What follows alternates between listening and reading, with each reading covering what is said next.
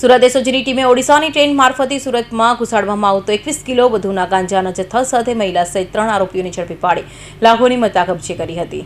Surat police commissioner વાબમ Jamir દ્વારા સુરત શહેરનો drugs in Surat city અભિયાન ચલાવવા આપેલા આદેશને લઈ સુરત એસઓજી ડીસીપી રાજદીપસિંહ નકુમની ટીમ પીઆઈએએસ સોનારા સાથે પેટ્રોલિંગમાં હતી ત્યારે એએસઆઈ હિતેશજી અને હેડ કોન્સ્ટેબલ રાજુભાઈને મળેલી બાતમીના આધારે સુરત રેલવે સ્ટેશન બહારથી 2 પુરુષ સંજય પ્રહલાદ શાહુ, નબોદન રામચંદ્ર પાહન અને એક મહિલા સરસ્વતી રૂપે સંધ્યા રંજન મુનિને ઝડપી પાડ્યા હતા અને તેઓ પાસેથી તપાસ કરતા તેઓ પાસેથી 21 કિલો 40 ગ્રામ ગાંજો, 3 મોબાઈલ ફોન અને રોકડ મળી 10.71 લાખનો મુદ્દામાલ કબજે કરવામાં આવ્યો હતો।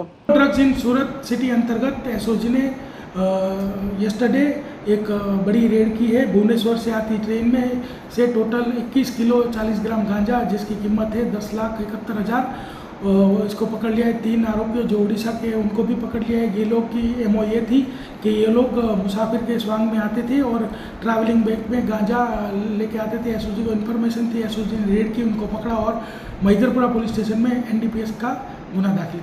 પોલીસ તપાસમાં સામે આવ્યું છે કે આરોપી ઓડિશાના ગંજામા જિલ્લામાંથી પેસેન્જર બની ટ્રેનમાં મુસાફરી કરીને ટ્રાવેલ બેગમાં ગાંજો છુપાવી સુરતમાં સપ્લાય કરવા આવ્યા હતા, પરંતુ એસઓજીએ સમયસર કાર્યવાહી કરી નશાનો જથ્થો શહેરમાં પ્રવેશે તે પહેલા સમગ્ર રેકેટને નિષ્ફળ બનાવ્યો હતો। હાલ ત્રણેય આરોપીઓ સામે મેધરપુરા પોલીસ સ્ટેશનમાં એનડીપીએસ એક્ટ હેઠળ ગુનો નોંધાવતા વધુ તપાસ મેધરપુરા પોલીસ હાથ ધરી છે। Bureau report, Hind TV news, Surat.